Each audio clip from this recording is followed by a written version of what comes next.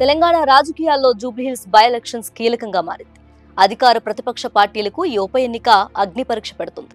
ఈ నియోజకవర్గంపై కన్నేసిన Congress, BRS, BJP పార్టీలు జూబ్లీహిల్స్ ను హస్తగతం చేసుకోవడానికి పోటీ పడుతున్నాయి.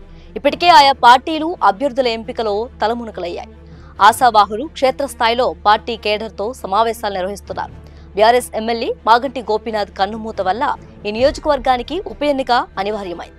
ఈ ఉప ఎన్నికను దృష్టిలో ఉంచుకొని ఓటర్ల జాబితా ప్రత్యేక సవరణ షెడ్యూల్ను కేంద్ర ఎన్నికల కమిషన్ విడుదల చేసింది. ఓటర్ల జాబితాలో మార్పులు చేర్పులపై కసరత్తు పూర్తి చేస్తోంది. దీనికి సంబంధించిన తేదీలను ఇదివరకే వెల్లడించింది.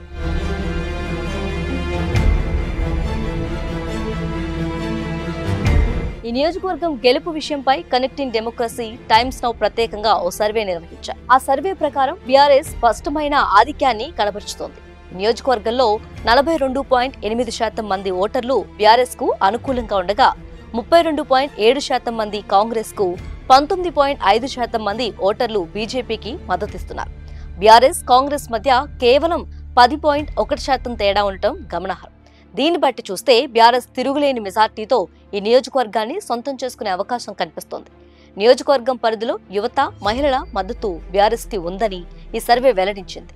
కాంగ్రెస్ తో పోల్చుకుంటే 27.3% మంది 18 నుంచి 25 వయసు గల వారు బీఆర్ఎస్ వైపు మొగ్గు చూపారు. వీరిలో 12.1% మహిళా ఓటర్లే. SC 48.9, ST 42, BC 43.4, minority 46.5% vote bank కూడా గులాబీ పార్టీకే జైకొట్టింది. ఆయా సామాజిక వర్గాలకు చెందిన ఓటర్లలో అధికార కాంగ్రెస్ పట్ల తీవ్ర వ్యతిరేకత కనిపించింది.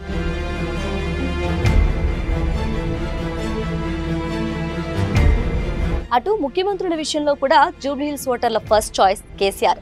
ఆయనకు 46.5% మంది ఓటర్లు మద్దతు లభించింది. ముఖ్యమంత్రి రేవంత్ రెడ్డికి అనుకూలంగా ఉన్న ఓటర్ల సంఖ్య 28.4%. కాంగ్రెస్ ప్రభుత్వం పనితీరును 41.5 మంది ఓటర్లు వ్యతిరేకించడం ప్రాధాన్యతను సంతరించుకుంది. గ్రూప్ 1 పరీక్షల అవకతవకలు, ఉద్యోగులకిచ్చిన హామీలు నెరవేర్చకపోవటం, నియోజకవర్గంలో మౌలిక సదుపాయాల కొరత వంటి అంశాలు రేవంత్ సర్కార్పై వ్యతిరేకతకు కారణమయ్యాయి. అభ్యర్థిగా ఎవరైతే బాగుంటుందనే అంశంపై 71.4% మంది ఓటర్లు మాగంటి గోపీనాథ్ కుటుంబం వైపు మొగ్గు చూపారు.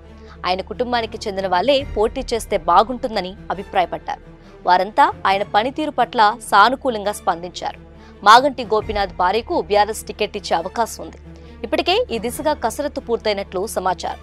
ఈ ఎన్నిక బీఆర్ఎస్ కార్యనిర్వాహక అధ్యక్షుడు కేటీఆర్ కు సవాల్.